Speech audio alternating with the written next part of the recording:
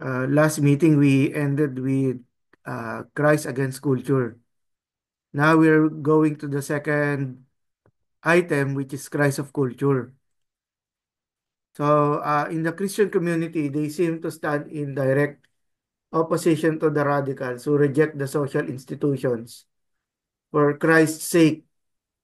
Uh, Most likely referring dun sa Christ against culture, no?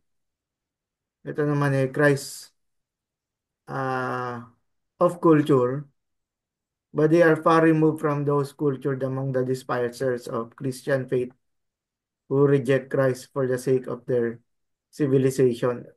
So ito naman yung kabilang extreme. We can say that the first extreme is totally against, no? And ito naman yung yung masyado namang no, pro na ayan siguro yung second bullet is a good description, no? They feel no great tension between church and world. The social laws and the gospel, the workings of divine grace and effort, the ethics of salvation and the ethics of social conservation or progress. And so, isang potential nito is no, yung um, hindi makita ng no, ng people na nakapaloob dito sa Christ of Culture, no, that yung incompatibilities, no, or yung tendencies for contradiction, no, yung tendencies ng contradiction. Yes, thank you. Yung tendencies ng contradiction between the Christian understanding, which is again no, second century, no? Napakatagal na ng panahon. Na how can you say that yung the culture that was expressed during the first century should be applied. At isang potential nito na yung followers nito yung Mennonites, no? Yung understanding nila na dapat yung even the present uh, culture should be no, should be um yung dominated, no, or we should say led ng sinasabing Christ of culture. But again, babalik tayo dun sa how do you define, di ba? How do you define uh, uh, Jesus as belonging to the culture, and that the culture um, is springing forth, no, coming from Jesus, no? So Jesus is often regarded as the great educator, sometimes as the great philosopher or reformer.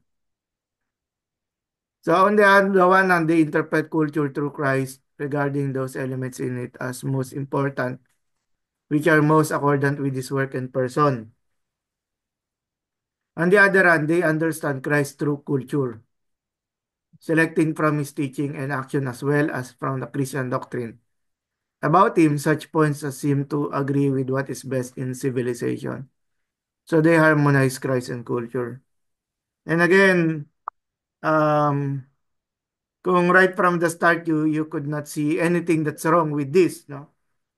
No, think again, because how can you determine a Christian culture when again ang mga people na nagde-decide nito is an elite few, no? An elite few.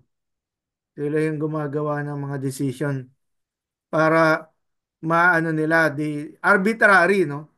So they become the judge, no, of what should be considered as Christian culture and what should not be. And again, kung ganito ang gagawin natin, we are putting the decision in the lives of a few people, no? At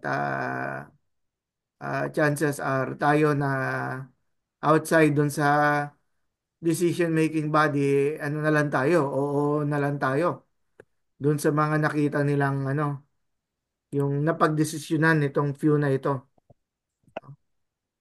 Si Johnson, inaad ko lang kayo sa attendance. So si Marl, diyan na ba si Marl? Parang si Marl pa yata yung wala ngayon. Anyway, Rayaw pe sumunod siya or ano. Meron sa inyo mag-inform.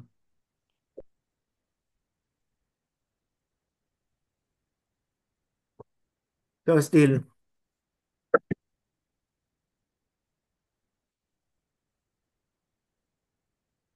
yan ano no, yung yung issue nun eh, if you are going to harmonize Christ and culture, what will be your criteria, no? Ano yung magiging basis mo to say that one such event is carried over, no? From their time during the first century into this time. Though their fundamental interest may be this worldly, they do not reject other worldliness, but seek to understand the transcendent realm as continuous in time or character with the present life. So again, naalala natin yung discussion between itik at saka imik, no? Itik, yung mga outside forces looking at a particular culture. And imik is you are an insider belonging to the no how you perceive reality from the inside, no? So again, kung gano'n ang mangyayari, if yung ko-consider natin crisis of culture, this will again um refer to outside forces, no? Outside forces that are being applied to a particular culture. So itik ito, itik. Something that comes from the outside. And again, uh, kung ganito ang magiging picture, merong potential. Potential sa ganitong uri ng understanding that particular cultural ideas and traditions might be condemned, no? Might be condemned kung hindi man ito tuluyang ano, no? Ignored or forgotten, no? So meron siyang cancel culture na pupuntahan, ano? Allow me to borrow the idea, no? Which is ano yung contemporary term. So among Jewish Christians, doubtless all the variations appear that we find among ancient and modern Gentile Christians as they wrestle with the Christ culture problem. At again, yung forced conflict with the Judaizers and later references to Nazarenes and Ebionites indicate that there were groups or movements which were more Jewish than Christian, or which it might be better to say, so to maintain loyalty to Jesus Christ without abandoning any important part of current Jewish tradition. So, ang magiging hypothesis nito is, since Jesus was a Jew, so the proper way to practice it is within Judaism pa rin, no?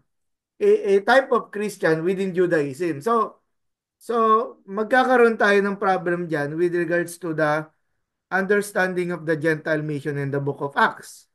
And we could say the same with the Paul's letter to the Galatians. Kasi nga, yun nga yung sinusubukan nila Apostol Pablo at ng mga kasama pa, kagaya nila Barnabas, na ano nga, na labanan nga yung ganitong uri ng ano no ng belief, 'di ba? Na kung saan ang mga Gentiles ay pinipilit na ano no, sumunod doon sa mga new moon festivals and other Jewish feasts. Kanon din yung dietary laws, 'di ba? At marami pang issues kagaya ng ano no, yung associated with pagan beliefs, no? Such as eating or yung mga food na sinacrifice, no, sa loob ng idol temples na later on nabili naman nila sa palengke, no? Kasi doon naman pupunta yon after the animal was slaughtered, no? So the extreme attitude, which interprets Christ wholly in cultural terms and tends to eliminate all sense of tension between him and social belief or custom, was represented in the Hellenistic world by the Christian Gnostics. No? These men, sila Basilides, Valentinos, the author of Pistis Sophia, and their like are heretics in the eyes of the main body of the church as well as of radical Christians. But they seem to have thought of themselves as loyal believers. Itong mga Gnostics na ito, no, na they were blending Hellenistic philosophical beliefs together with a form of Judaism, no, sa kanilang paniniwala. Si Professor Burkitt has argued persuasively that in the thought of such Gnostics, the figure of Jesus is essential, and without Jesus, the systems would drop to pieces. Kasi nga, it is a combination, something that was foreign to one and foreign to another. No? Ang concept ng Gnosticism is there should be an in-between. No? Yung dun sa tinatawag na uh, a gospel belief, no, that was formed out of from Judaism, that includes yung concept of a Messiah, a Savior, which was foreign para sa isang Hellenistic na Hellenistic na understanding. At ito na nga, papasok nga naman dito yung Greco-Roman understanding, which considers the body as evil while the spirit or the spiritual as good, no? At si Jesus was the holy man, no? That bridges the way for people, no? Kagaya ng mga Gentiles who have these evil bodies, no? To receive the secret wisdom, no, or the secret knowledge that will make them yung kanilang bodies, no, right, or should we say equated with the holy.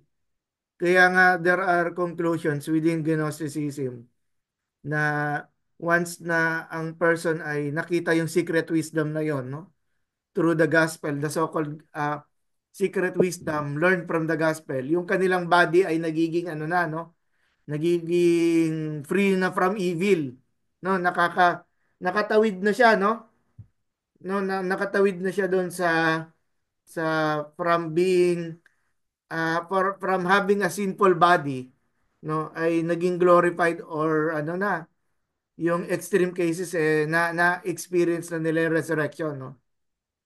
So as 19th century defenders of the faith try to state the doctrine of Jesus Christ in terms of evolution, so these men undertook to interpret it in the light of the fascinating ideas, no. So evolution, moving from simple to complex. Ano yung simple na yon? Yung the lack of the gospel, no, yung walang understanding sa gospel. And now nagkaroon sila ng understanding ng gospel, also known as the secret wisdom or secret knowledge, kaya nga siya gnosis. Nag-elevate or nag-evolve na siya, no? Yung person from being a sinful person without the secret wisdom into nag-evolve into a enlightened, no? Enlightened person. And again, siguro along with it is yung pagtingin nila sa sarili nila as holy, no? As perfect, and at the same time. So Jesus Christ was a cosmic savior of souls, imprisoned and confounded in the fallen material world, the revealer of the true redeeming wisdom, the restorer of right knowledge about the abyss of being and about the ascent as well as the descent of man. So kaya siya cosmic savior of souls. Kasi nga the gospel is the catalyst, no? Kailangan maintindihan nitong mga non-believers na to, or mga Gentiles na to, or pagan believers na to, si Jesus Christ through the gospel. At once na malaman nila yon, ma-accept nila yon, no? Whether it's just in their minds, no? Palagay ko isa lang siyang mental or intellectual discipline, ano? Since mataas ang value ng mga Greeks and Romans tungkol sa wisdom, no? Ay hindi I have some ano no reservations no whether na experience nito mga taong ito yung tunay na ano no tunay na conversion no tunay na repentance ng puso nila or they were just included over no like a social club no. And so Christianity, so interpreted, became a religious and philosophic system. Ano to, no? Regardless kung merong repentance na naganap talaga, no? No? So as a religion dealing with the soul, it laid no imperious claim on man's total life. At pag ganito yung nangyayari, we see here the problem uh, kagaya ng mga Corinthians, no? Na everything, na since I'm already a Christian, no? Everything is permissible for me, di ba? Na kahit anong gawin ko sa katawan ko, no, walang masamang mangyayari since I already have Christ in my life, di ba? So that is opening a person's body towards sexual immorality, no? Which is yun nga yung nilalabanan. Or ano no, yung bagay na ano no, pinagbabawalan ni Apostol Pablo, no? Dito sa mga Corinthians, no? So agnostic had no reason for refusing to pay homage to Caesar or to participate in war. No? From the point of view of the culture problem, the effort of the Gnostic to reconcile Christ with the science and philosophy of his day was not an end, but a means. No? Again, yung ano no, yung to reconcile Christ, no, ay hindi yun yung goal. Kung hindi ano lang siya, pamamaraan lang siya in order to achieve future goals. No? Which means yung mga future goals or results ng Gnosticism is endless. No? Napakaraming mga possibilities na ito na hindi pa natin matutukoy, no? Which is ano no, yung pang bahala na kung ano yung magiging resulta. How much of the gospel he retained is another question. Though it must be pointed out that the Gnostic was selective in his attitude towards culture as well as toward Christ. And at its center is the tendency to interpret Christianity as a religion rather than as a church, or to interpret church as religious association rather than as a new society. So siguro mag-take muna tayo ng break no while ano no while we want to think and understand itong mga processes na to. Doon sa sinasabing Christ of culture. Dalawa ang pwedeng maging ano nito, dalawa ang pwedeng maging um interpretations or misinterpretations nito. Na iniintindi ang Christianity as a form of Judaism, no? Or a sect, no? Isang sekta ang Christianity together with the Pharisees, Sadducees, Essenes, Zealots, no? Herodians, no? Yung form of yung what we say, a type of religion na very politically moved, no? At yung Christianity is just one of the Jewish groups, no? So, ang isang potential nito, Christ of culture, is that tinitingnan ng Christian yung yung religion as one of the many religions of Judaism. The other extreme is yung Christ of culture na wala namang bahid ng ano or trying to avoid Judaism naman, which is the Gentile philosophical groups, no? Gentile philosophical aspects, no? Kaya naman that is a blending between yung what we call belief in the Lord Jesus Christ in the center of your Christian walk, but at the same time ina-apply mo to within Gentile pagan, within a Gentile pagan context, no? Kaya ganun yung magiging potential nito. At ang sinasabi nga, babagsak tayo sa isang form of Gnosticism, 'di ba? Just to clarify kasi pag sinabi mong Christ of culture, saan ba natin ito nilalagay, no? At yun pala, hindi lang pala isang paraan, ano? Kung hindi, there are also potentially two ways. Two, or dun sa second one is a general group of Gentiles, no? Na iba-iba ang application. So, ganun lang yung magiging ano, um, nakakalungkot na pwedeng mangyari dito when we say uh, Jesus or Christ of culture, pero meron pa ring nagiging arbitrary reasons, no, or criteria para sabihin natin na ito ay ano, no, isang Christian culture na naka-base doon sa time ng ano, no, ng first and second centuries. So Christ did two things sa ganitong perspective. He corrected the deism of the Jews. Deism meaning they believe in God, but ditong deism, naniniwala na pinabayaan ng God, no, after creating the universe, hinayaan ng God na ito yung mga forces to ano, to fall by themselves, no, confirming them in their belief in one only God and giving them juster notions of his attributes and government. The second thing is moral doctrines related to kindred and friends were more pure and perfect than those of the most correct of the philosophers and greatly more so than those of the Jews. And again, magkakaroon na naman tayo ng problem dito, no? Kasi arbitrary na naman yung pagiging understanding ng what we call prescriptive at saka descriptive, di ba? Is the Bible just a means to describe or to prescribe? At pag ipe-prescribe na to, gaano ka kalalim yung extent ng prescription or to apply the the activities or applications of the Christian walk, no? Whether it's in meron pa diyang problem diyan yung Old Testament, no? Kung paano ka-influential yung Old Testament, no, sa tinatawag nating Christ of culture na pinapractice today.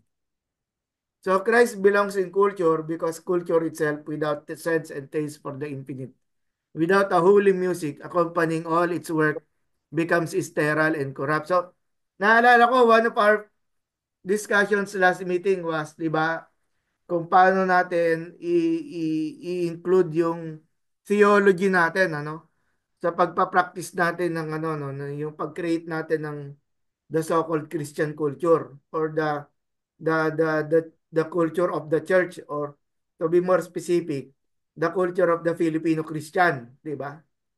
At chances are mararamdaman pa rin natin itong ano, yung magkabilang hila na ito, di ba? Now, this Christ of religion does not call upon men to leave homes and kindred for his sake, no?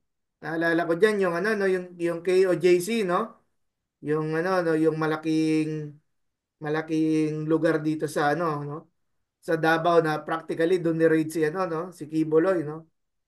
So, yung applications nila doon is ano, no, hindi lang siya extreme, kung hindi parang very narcissistic, no?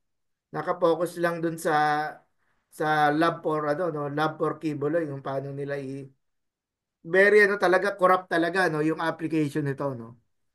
And so ayun, at naabutan ko yung generation na yun, no, kasi I was still in college, no, no, yung papunta doon sa year 2000.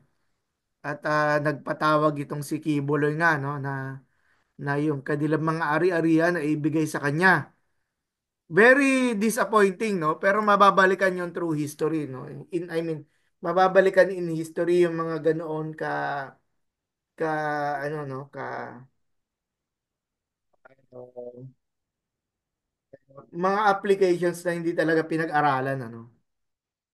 So ito naman si Richel counts himself a member of the Christian community and believes that only in its context can one speak significantly about sin and salvation. Yet he also takes seriously his responsibility in the community of culture. So Richel's theology had two foundation stones, not revelation and reason. No? It's something that he was trying to avoid mas tinitingnan niya yung social nature, ano? Theology he wrote which ought to set forth the authentic content of Christian religion in positive form needs to draw its content from the New Testament and from no other source. So again, makita na naman natin yung arbitrary nature, no? Yung paggamit ng Bible to describe culture or to describe what is to live, no? Yung Christian culture. Kaya makita natin class, no? Kayong mga nasa ministry at ang ilan sa inyo ay nasa pastoral work. Yung gaano kalaki yung responsibility natin in shaping Christian culture.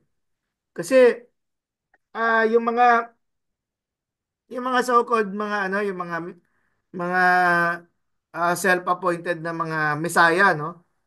Or mga individuals na merong messianic complexes, no? At hindi tayo ano yan, no? Well, to include si Felix Manalo na meron siyang ganong tendencies, no? If you study the life of Felix Manalo, meron siyang ganong um, idea na siya yung tagapagligtas at i-apply niya yung yung kanyang reasoning, no? Nang nakita sa Bible at i-apply niya na tawagin niya yon as Christian culture or to be more specific, kultura ng Iglesia ni Cristo. At um, this also provides us a warning, no? Yung kung merong mga ganito ka fundamentalist at saka religious na tao na nahulog sa ganyang uri ng pag-create ng Christian culture, no? So we could say the same para sa mga no, people na nasa loob ng no, ng church with regards to application. So in the ethical realm, ito naman yung understanding ng right and wrong, no? Faces a double problem. He needs not only to subdue his own nature but also to overcome the despair which arises from his understanding of the indifferences of the external nature, worldly to his own lofty interests. So, ako hindi rin sa akin very clear yung no, yung pinagkukunan ng despair, no? O tayo yung despair na to is no, is ano ba yan? Teka lang po.